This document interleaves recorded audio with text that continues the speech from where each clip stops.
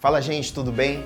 Você está aqui no nosso canal. O desejo do nosso coração, do meu coração, é que realmente estas mensagens abençoem a sua vida, né? Falem com você.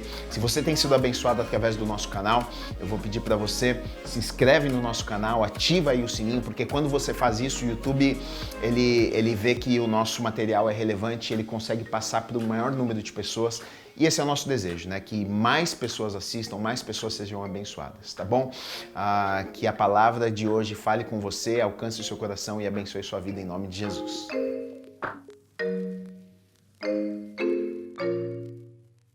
Amém. Se você está com a sua Bíblia, aí abra lá no livro de Neemias, no capítulo 13. Se você estiver com a sua Bíblia, pode deixar aberta. Nós vamos ler alguns versículos, eu vou ler alguns versículos durante a mensagem, mas eu vou começar pelo versículo 6 apenas, vou ler, e aí a gente ora, agradecendo a Deus por esse momento, pela palavra. Neemias 13, 16, hoje é a última mensagem que eu prego nessa série, é possível reconstruir, é o título que eu dei para essa série. Hoje é a 9ª mensagem, eu preguei 9 sermões, são 13 capítulos, tentei resumir um pouquinho, né? Juntei alguns capítulos aí para a gente não ficar tão cansativo. Eu acredito que deu para ter um panorama, uma ideia do livro, do que aconteceu ali, né? Eu acho que se você nunca tinha lido Neemias, eu acho que agora você vai ler talvez com outros olhos, entendendo um pouquinho melhor, né? O contexto, a história toda, e essa era a intenção mesmo. Então, Neemias 13, versículo 6 diz assim: mas quando isso aconteceu, não estive em Jerusalém, porque no 32º ano de Artaxerxes, rei da Babilônia, eu fora ter com ele, mas ao cabo de certo tempo pedi licença ao rei e voltei para Jerusalém. Amém. Deus, obrigado pela Tua palavra, Pai. Minha oração é que o Senhor invada cada lar, invada cada coração nesta noite.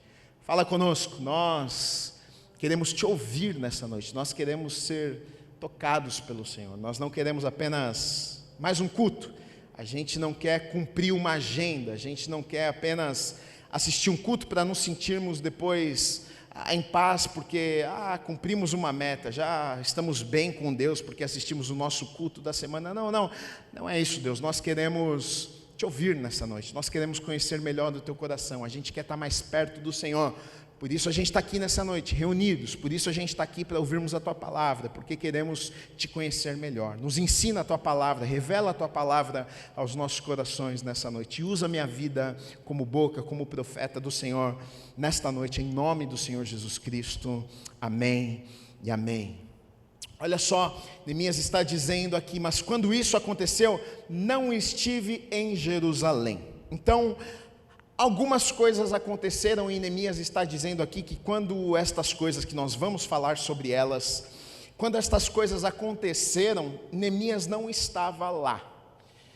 O que está acontecendo aqui? Neemias, ele foi o governador de Judá, ele, depois de ter saído da cidadela de Suzã, depois de ter aceitado a missão de ir para Jerusalém, para reconstruir os muros de Jerusalém, e eles tiveram êxito na reconstrução, 52 dias, de forma sobrenatural, os muros agora estão de pé, as portas colocadas, o povo está animado, de forma sobrenatural, em 52 dias eles fazem uma obra que já há muitos anos, tantos outros haviam tentado fazer e não haviam conseguido. Mas quando tudo isso acontece, a obra foi completada, Neemias ele fica um tempo lá até organizar as coisas, e se passaram 12 anos, e na verdade este é do tempo que Neemias havia combinado com o rei Artaxerxes. Quando ele foi pedir permissão para o rei, ele disse: olha, me permita ir para Jerusalém, para a terra dos meus pais, para reconstruir os muros, e ele pede uma licença para ir para Jerusalém, e o rei pergunta: não, tudo bem, quanto tempo que você vai ficar lá? E Neemias diz: não, é rapidinho, são só 12 anos, aí eu já volto. E Neemias, ele fica 12 anos em Jerusalém, ele era o governador de Judá, mas se passaram 12 anos, e então ele cumpre com a sua palavra. ele volta para Suzã, ele volta para o palácio, ele volta para servir o rei.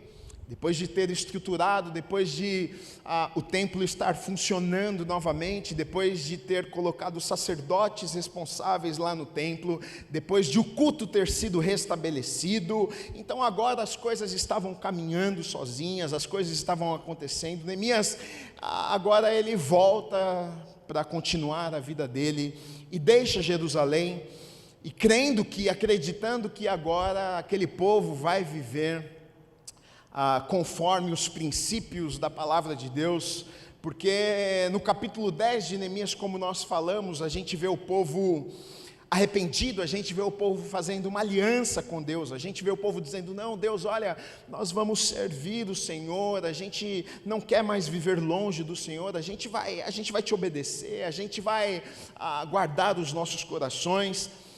Então Neemias, a princípio me parece que ele vai tranquilo. No capítulo 11 de Neemias a gente vê que as pessoas começam a morar lá em Jerusalém, as pessoas vão vindo de outras cidades, porque quando a cidade foi destruída, as pessoas dispersaram, cada um foi para um canto, cada um foi morar numa cidadezinha, muitos estavam na Babilônia, mas aqui no capítulo 11 mostra que as pessoas voltando, as pessoas, agora era um lugar bom de se morar, agora as pessoas estão construindo suas casas, agora o templo está lá, agora a cidade tem muro, agora tem porta.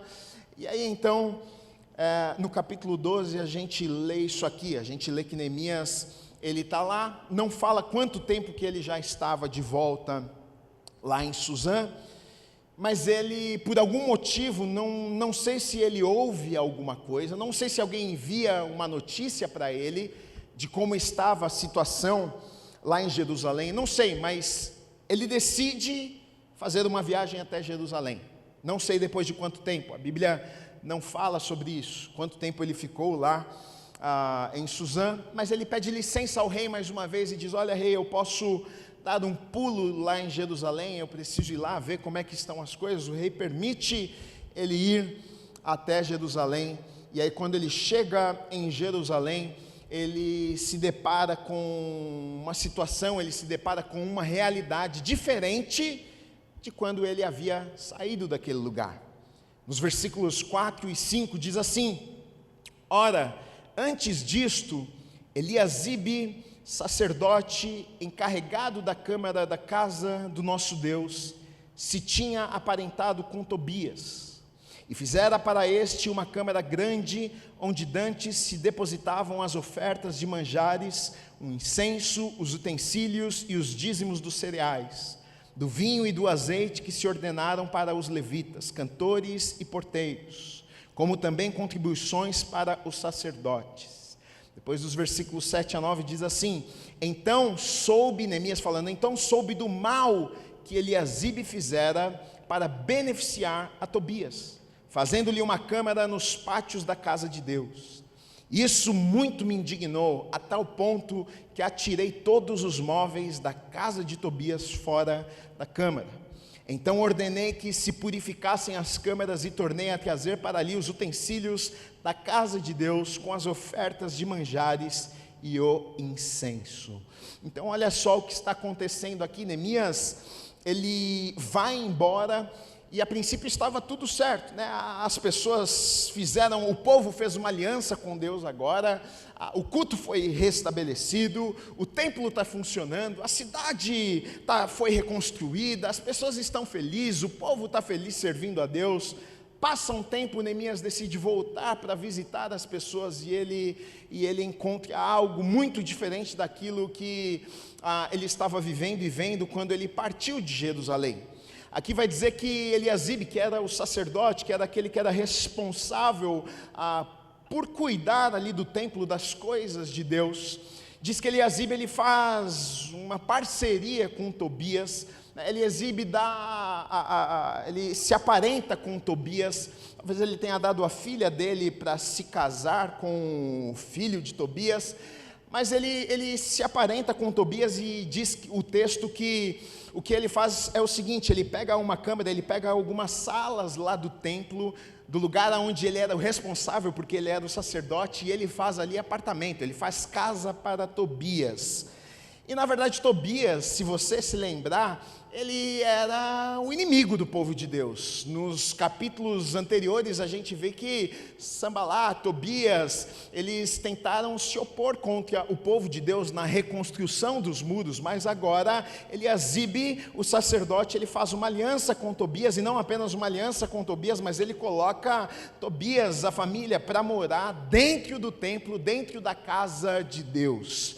E aí quando Neemias ele chega naquele lugar e ele vê essa situação, ele vê que nas câmaras, nas salas, nos lugares onde se guardavam utensílios do templo, haviam tirado os utensílios daqueles lugares, colocado em outro lugar e tinham feito casas para Tobias, para os familiares.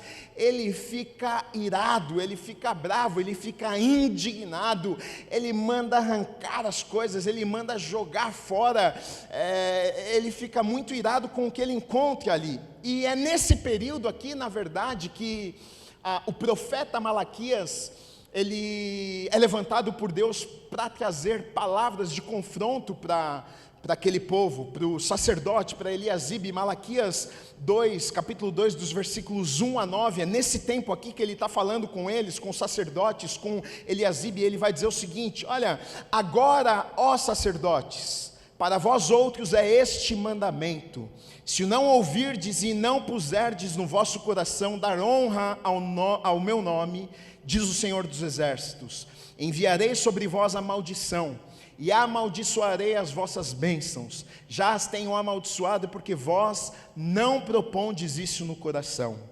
Eis que vos reprovarei e a descendência, tirarei excremento ao vosso rosto, excremento dos vossos sacrifícios, e para junto deste sereis levados. Então sabereis que eu vos enviei este mandamento, para que a minha aliança continue com Levi, diz o Senhor dos Exércitos. Minha aliança com ele foi de vida e de paz, ambas lhe dei eu para que me temesse. Com efeito ele me temeu e temeu por causa do meu nome. A verdadeira instrução esteve na sua boca, e a injustiça não se achou nos seus lábios. Andou comigo em paz e em retidão, e da iniquidade apartou a muitos. Porque os lábios do sacerdote devem guardar o conhecimento, e da sua boca devem os homens procurar a instrução, porque ele é mensageiro do Senhor dos Exércitos. Mas vós tendes desviado do caminho, e por vossa instrução tendes feito tropeçar a muitos, violastes a aliança de Levi, diz o Senhor dos Exércitos. Por isso também eu vos fiz desprezíveis e indignos diante de todo o povo, visto que não guardastes os meus caminhos, e vos mostrastes parciais no aplicardes a lei. Então Malaquias é levantado por Deus, e ele está agora lançando essa palavra sobre os sacerdotes, aqueles que eram responsáveis pelas coisas de Deus, por deixar o templo aberto, para que as coisas o templo tivesse ordem, para que o povo pudesse ouvir a palavra, para que o povo pudesse ser ensinado. Agora os próprios sacerdotes haviam se corrompido, e Neemias fica indignado com aquilo. Malaquias ele prega contra esse comportamento daquelas pessoas, e isso aqui me ensina alguma coisa, sabe por quê?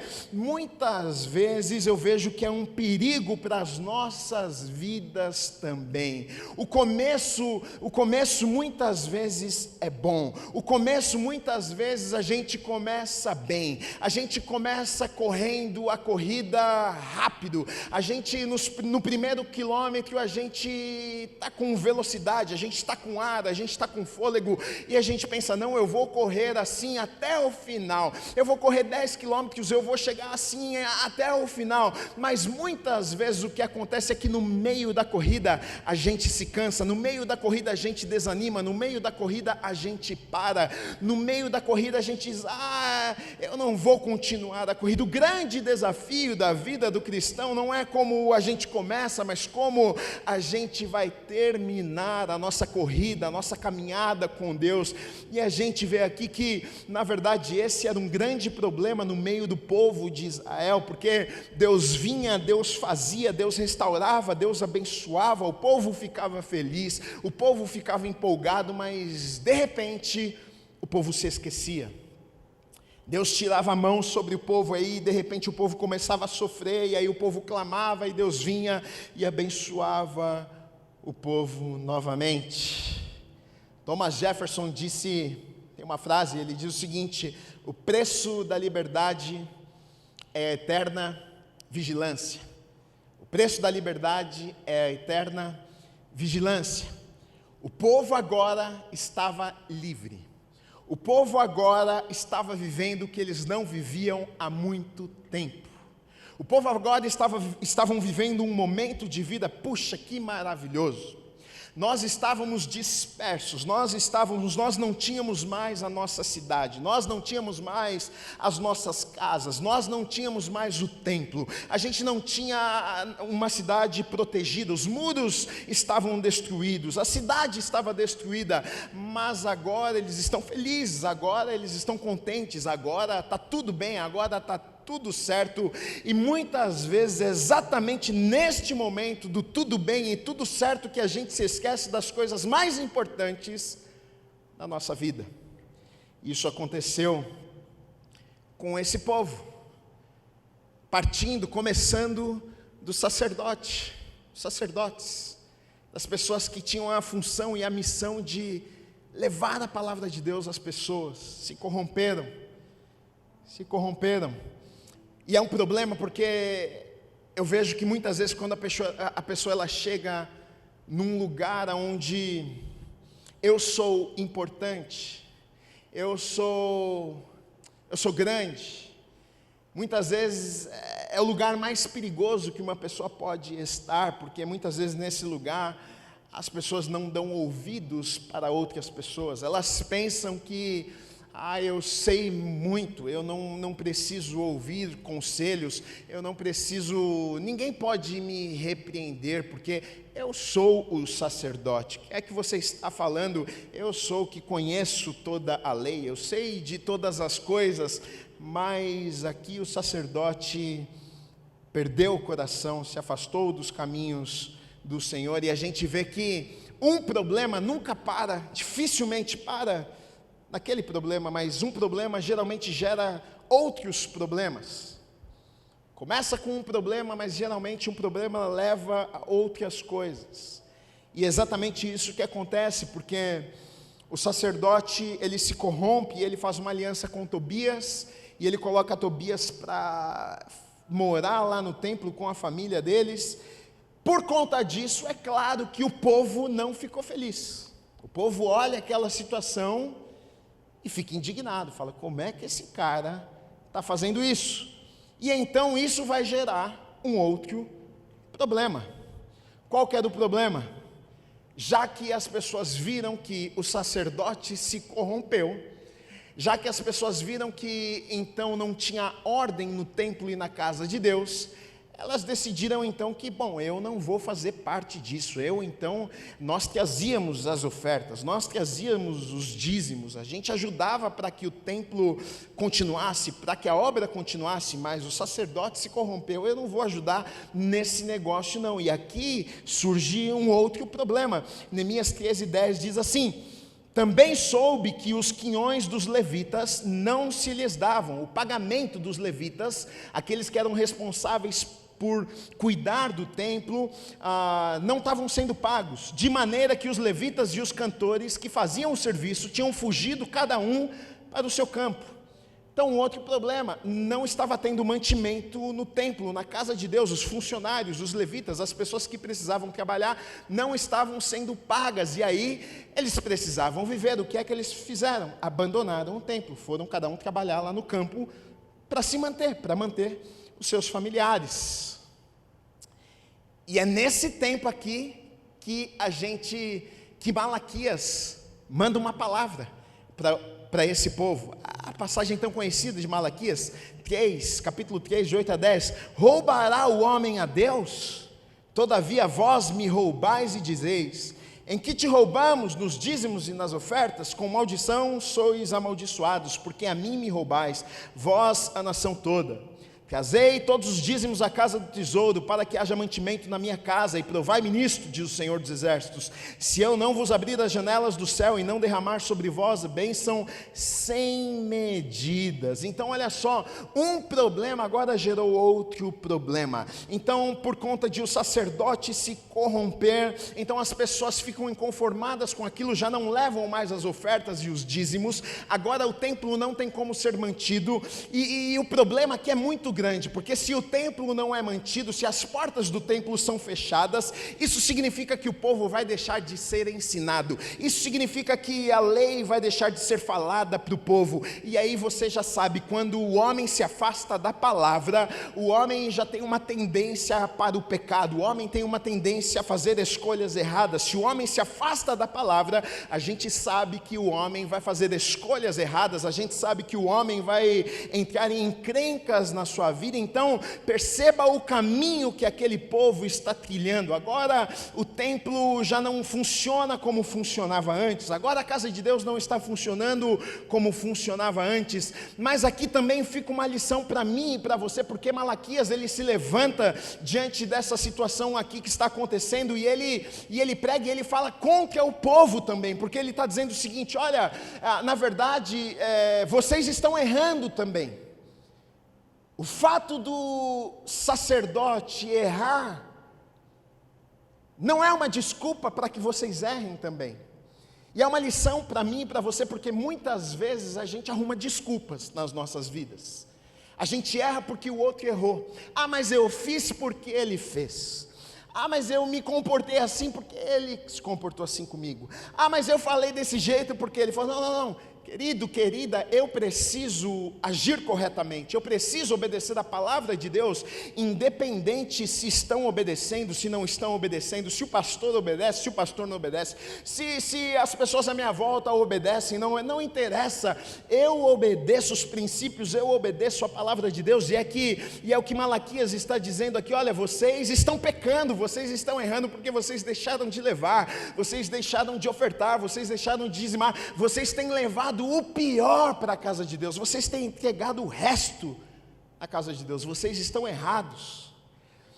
E aí ele vai dizer o seguinte para aquele povo: olha, e sabe por que vocês precisam fazer isso com a tranquilidade de que não importa se o sacerdote se corrompeu, não importa se o sacerdote perdeu o coração, porque ele vai dizer o seguinte nos versículos 17 e 18: olha, eles serão para mim particular tesouro, naquele dia que prepararei, diz o Senhor dos Exércitos, poupá-los-ei, como um homem poupa o seu filho que o serve. Então vereis outra vez a diferença entre o justo e o perverso, entre o que serve a Deus e o que não serve. Então Malaquias está dizendo para aquele povo: olha, não tem problema, se o sacerdote está vivendo uma vida errada, vocês façam o que é certo, independente. E Deus está prometendo que Ele vai cuidar de vocês, Ele vai abençoar a vida de vocês. Não dependa do outro fazer o que é certo para que então você faça o que é certo. Não. Viva a sua vida com integridade, faça o que é certo independente das outras pessoas. Quantos já viram pessoas que abandonaram os caminhos do Senhor? Ah, porque o pastor pecou. E daí? Então o pastor é o seu Deus? Ah, o pastor caiu em pecado, então abandonei a Deus. Sua vida está firmada no pastor. Ah, o meu líder me decepcionou, então não vou mais servir a Deus. Então, sua vida está firmada, sua fé está firmada no seu líder. Não, você serve a Deus independente. Se errou, se está fazendo errado, se está errando o alvo, eu vou fazer o que é certo. Eu decidi, eu escolhi viver para Deus. Eu escolhi, no momento que eu entreguei o meu coração para Deus, e eu disse: Deus, olha, a minha vida não é mais minha vida é do Senhor, é para a honra e glória do Teu nome. Eu quero viver para o Senhor. Eu não dependo dos outros. Todo mundo sonega imposto, não tem problema, mas eu não sonego imposto, porque eu sou crente, porque eu sirvo a Deus, mas todo mundo faz, não tem problema, eu não sou todo mundo. Mas lá na empresa todo mundo rouba um pouquinho, não tem problema, eu não sou todo mundo, eu sirvo a Deus e eu não dependo das outras pessoas fazerem para eu fazer também, eu faço independente, eu obedeço independente. E a gente vai ver que é uma bola de neve. Um problema leva a outro problema. E aí então, olha só, o sacerdote se corrompe, o povo deixa de ofertar, o povo deixa de dizimar, o templo agora já não tem mais os funcionários, os levitas que cuidavam, a frequência já não está a mesma, as pessoas já não ouvem mais as leis, as pessoas já não cultuam mais, e aí a gente já sabe aonde vai dar esse negócio. Aí, olha o que acontece no versículo 15, diz assim, de Neemias: naqueles dias, vi em Judá os que pisavam lagares ao sábado, e traziam trigo que carregavam sobre jumentos, como também vinho, uvas e figos, e toda sorte de cargas, que traziam a Jerusalém no dia de sábado, e protestei contra eles por venderem mantimentos nesse dia. Versículos 17 e 18 diz assim: contendi com os nobres de Judá, e lhes disse: que mal é este que fazeis, profanando o dia de sábado? Acaso não fizeram vossos pais assim, e não trouxe o nosso Deus todo este mal sobre nós e sobre esta cidade? E vós ainda trazeis ira maior sobre Israel, profanando o sábado. É claro que isso iria acontecer. O povo se afastou da palavra, o povo deixou de ouvir, o povo deixou de ir no templo. Aí o que é que acontece? Agora o povo os princípios já não são tão mais importantes assim. Obedecer a palavra já não é mais tão importante assim. O coração das pessoas havia se esfriado, porque já não iam tanto ao templo, já não ouviam com tanta frequência, e o sábado, que era o dia do Senhor para eles, o sábado que representava para eles um dia separado, um dia que eles tiravam para o Senhor, agora já não importava mais. Agora eles estão trabalhando no sábado, agora eles estão fazendo qualquer outra coisa no sábado, e Neemias ele chega e ele olha para os lagares, e ele vê os lagares cheios, e as pessoas pisando nas uvas, e ele fala: o que é que está acontecendo neste lugar? Quando eu fui embora as coisas não estavam assim. Meu Deus, vocês se esqueceram de Deus, no dia que é separado para que a gente possa adorar a Deus, no dia que é separado, o dia do descanso, o dia separado para Deus, agora as pessoas se esqueceram de Deus. Agora o dia do descanso, o dia separado não é tão mais importante assim. E segue nos versículos 23 e 24, que diz assim: vi também naqueles dias que judeus haviam casado com mulheres asdoditas, amonitas e moabitas. Olha o outro problema: seus filhos falavam meio asdodita e não sabiam falar judaico, mas a língua de seu respectivo povo. Se você não sabe, esta era uma ordem clara de Deus. No Antigo Testamento você vai encontrar diversas vezes Deus falando para o seu povo, para não se misturar com outros povos, não se casar, não dar em casamento. Por quê? É claro, porque Deus sabia que através do casamento, através da mistura, não ficaria apenas em um relacionamento, mas muitas coisas entrariam. Uma cultura, adoração de outros deuses e tantas outras coisas. Deus sabia que era um meio do povo ser corrompido, e isso aconteceu diversas vezes no meio do povo de Israel. E Neemias ele chega lá, e quando ele olha, o povo está casado com tudo quanto é gente. Povos que não servem a Deus, pessoas que não amam a Deus, pessoas que têm outros deuses como seu Deus. E tão triste a situação que Neemias ele olha, e quando ele vê tudo isso, e ele olha para as crianças, porque os anos se passaram, então nasceram crianças fruto desse relacionamento de judeus com asdoditas, amonitas e moabitas, e essas crianças não sabiam nem falar a língua deles. Já estavam sendo aculturadas, já estavam sendo ensinadas uma outra cultura. Não estavam sendo ensinadas nos princípios da palavra de Deus.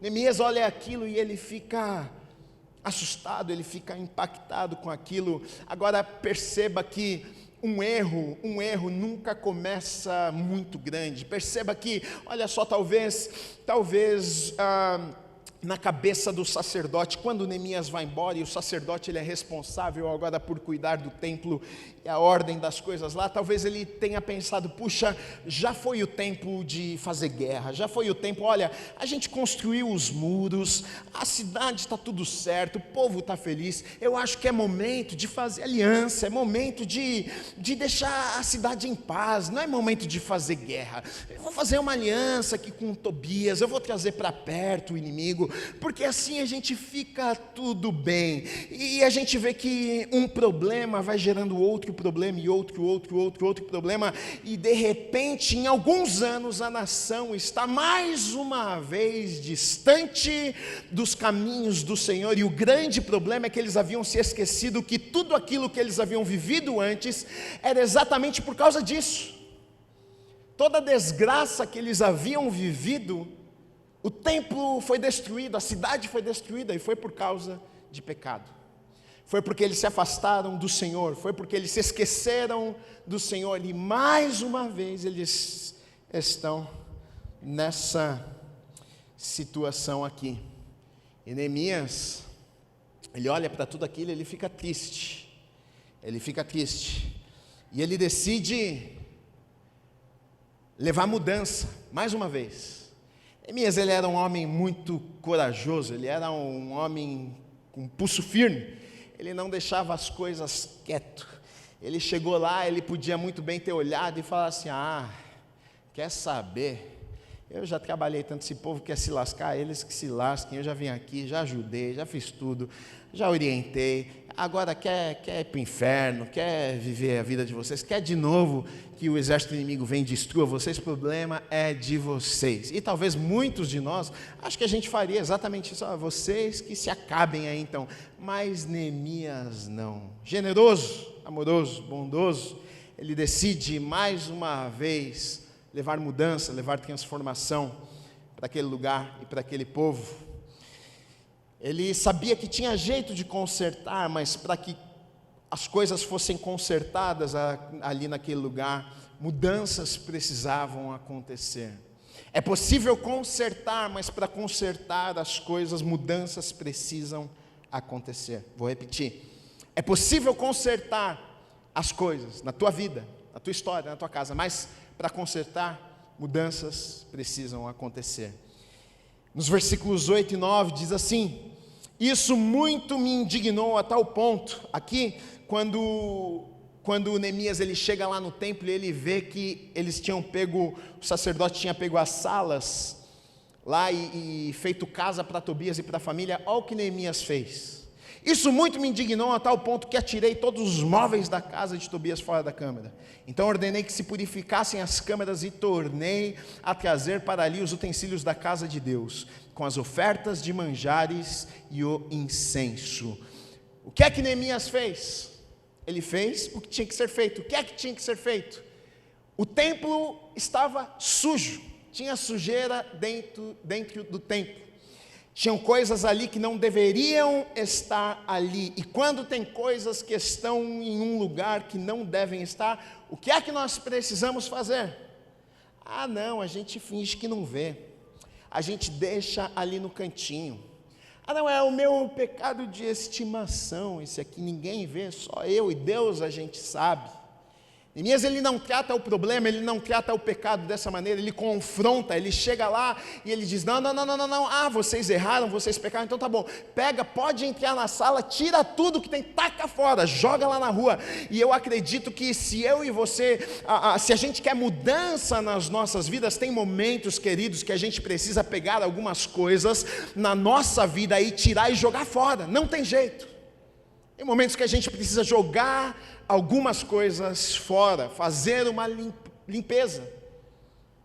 Às vezes a gente é apegado demais, às vezes a gente pensa, ninguém não precisa ser tão radical assim, eu acho que isso não me atrapalha. Neemias podia ter chegado ali e ter dito, são só 2 salas, a gente tem 20 salas aqui, eu acho que isso não vai atrapalhar em nada, não tem problema nenhum, deixa a Tobias lá no cantinho, a gente não arruma confusão, não, ele chega lá e quebra o pau e manda tirar tudo e fala, não, aqui não é lugar disso. Então deixa eu te dizer uma coisa, talvez na sua vida as coisas não andam para frente, sabe, porque você tem os seus pecadinhos de estimação. O templo que hoje sou eu e é você, talvez você fez aliança com muitos Tobias, talvez você permitiu muitas coisas entrarem no templo, talvez você permitiu muitas coisas entrarem na tua casa, e aí talvez você precisa abrir os teus olhos e dizer, chega, eu vou pegar estas coisas que têm me impedido de me relacionar com o Senhor, e eu vou tirar, e eu vou jogar fora, eu vou fazer uma limpeza. Às vezes a gente precisa ser radical. Faça uma limpeza, tira, joga fora, eu não sei o que é, talvez seja amizade, talvez seja um vício, um pecado, não sei, você sabe, mas você precisa tomar essa atitude. Neemias, ele colocou de volta as pessoas certas nos lugares certos, e deu prioridade ao que era mais importante. No versículo 11 diz assim, então contendi com os magistrados e disse, porque se desamparou a casa de Deus, ajuntei os levitas e os cantores e os restituí a seus postos. Então Neemias, ele entende o que? O problema está acontecendo. Por quê? Por que toda essa confusão está acontecendo? Porque algumas coisas deixaram de ser feitas, tirou gente do lugar que tinha que estar, deixou de ensinar o povo, então aí a confusão se instalou aqui. Então a primeira coisa que ele faz, põe de volta, coloca no lugar certo de volta, pega os levitas, põe para trabalhar, pega os cantores, vamos fazer a casa do Senhor funcionar mais uma vez. Neemias, ele traz de volta o padrão da obediência. No capítulo 3, versículo 22, na primeira parte diz assim, também mandei aos levitas que se purificassem e viessem guardar as portas para santificar o dia de sábado. Então ele manda o que? Os levitas, vai se arrepender, meu filho, pode purificar.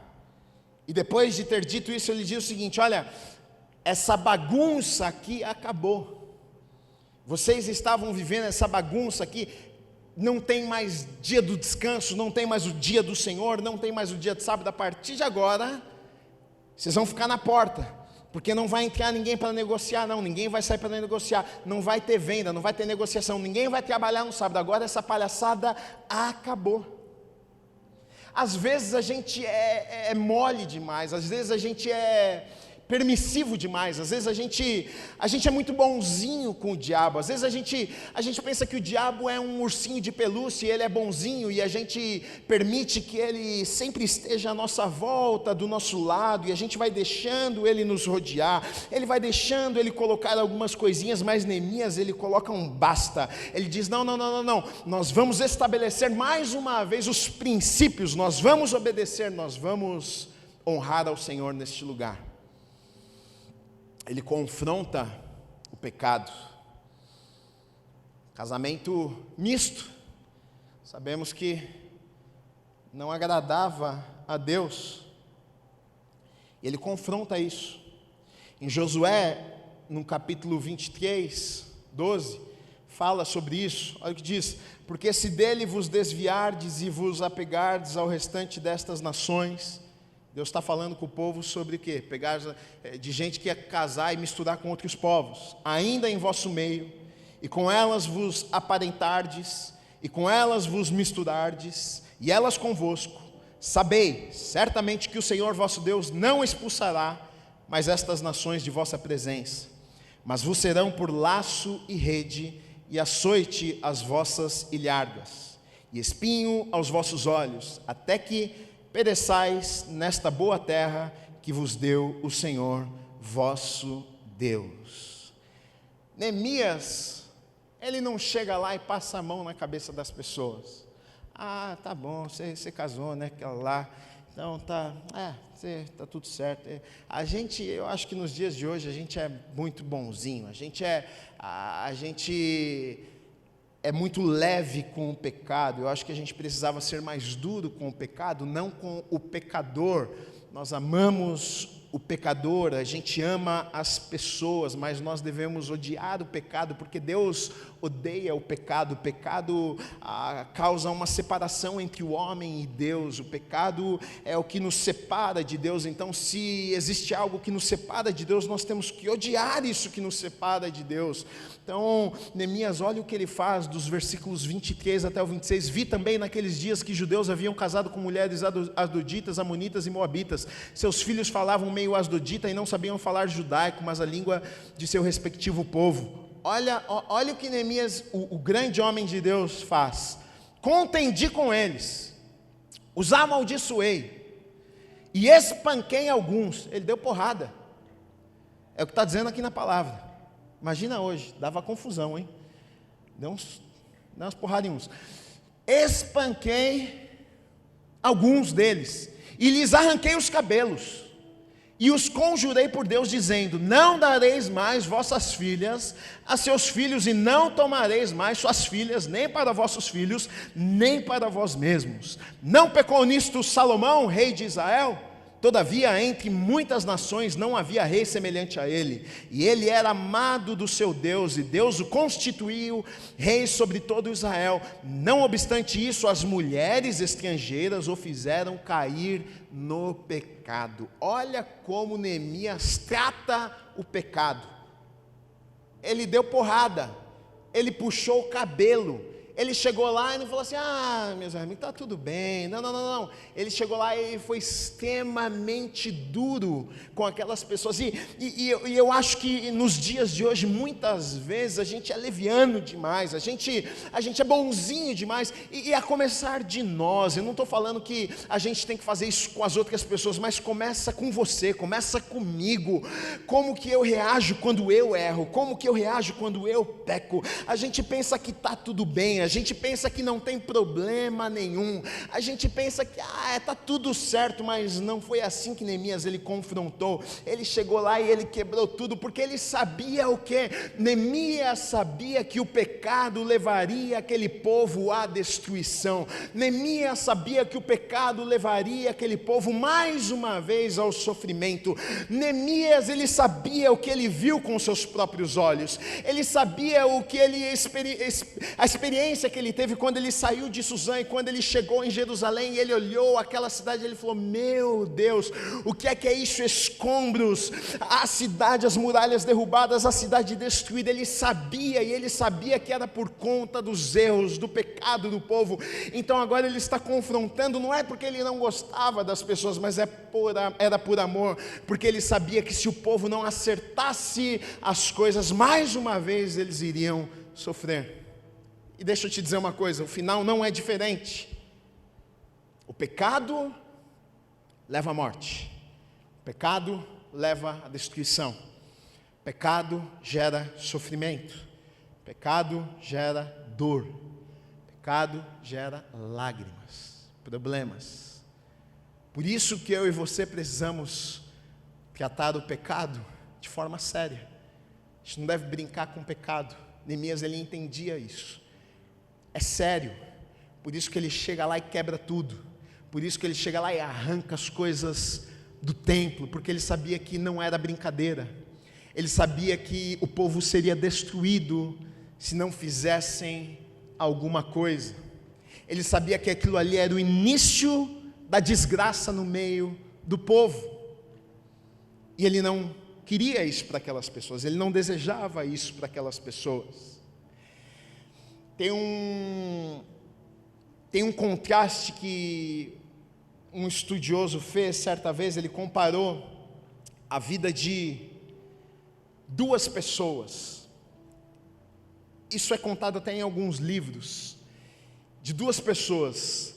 Um pastor, um homem que foi um homem de Deus, que abençoou gerações, e ele comparou esse homem com um ateu, que viveu na mesma época que esse grande homem de Deus.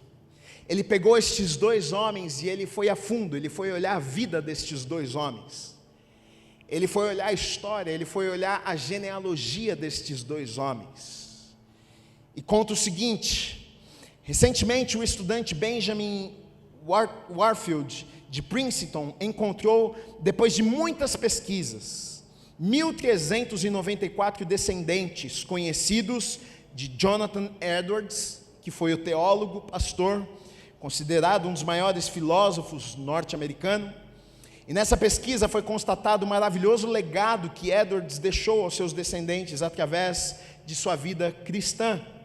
Dos 1.394 descendentes de Edwards, 3 foram presidentes de universidades, 3 senadores dos Estados Unidos, 30 juízes, 100 advogados, 60 médicos, 65 professores de universidades, 75 oficiais de exército e marinha, 100 pregadores e missionários, 60 escritores de destaque, 1 vice-presidente dos Estados Unidos, 80 altos funcionários públicos, 250 formados em universidades, entre eles governadores de estados e diplomatas enviados a outros países.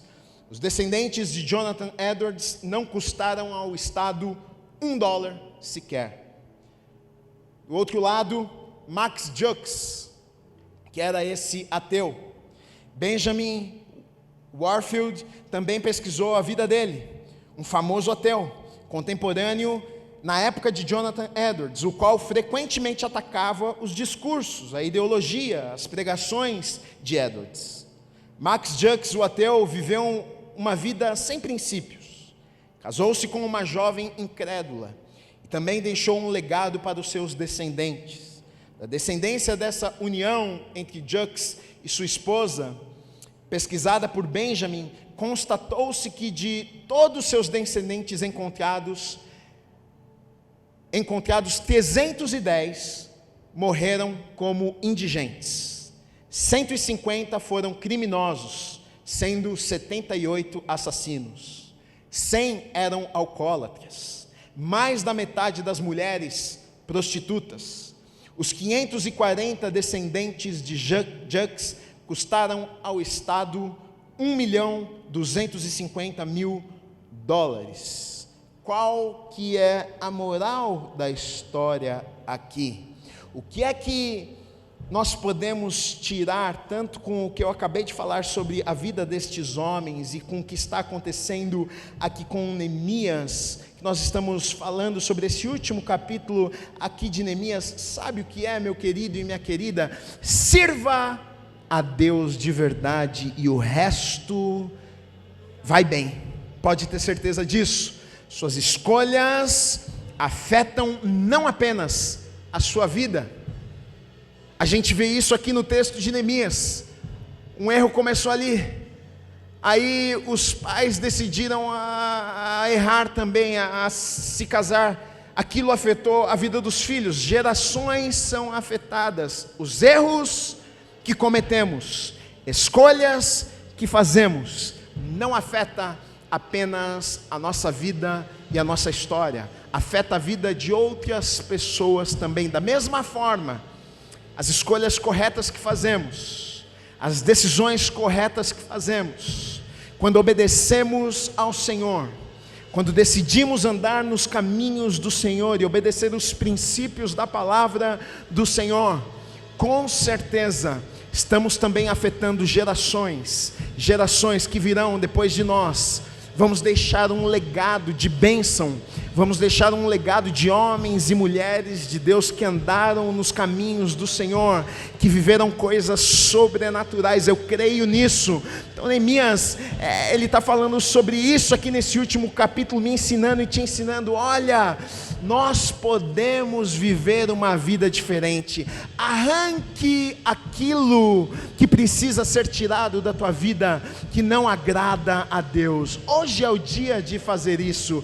Às vezes a gente vai deixando e vai deixando, e a gente pensa que é tudo bem, mas olha, não permita, porque o final é triste, como nós olhamos e vimos aqui na vida destes homens, e aqui a gente tem inúmeras histórias de homens de Deus e de pessoas que não andaram com o Senhor, e o final da história sempre é a mesma, porque é promessa de Deus, olha, buscai o reino de Deus e todas as outras coisas vos serão acrescentadas.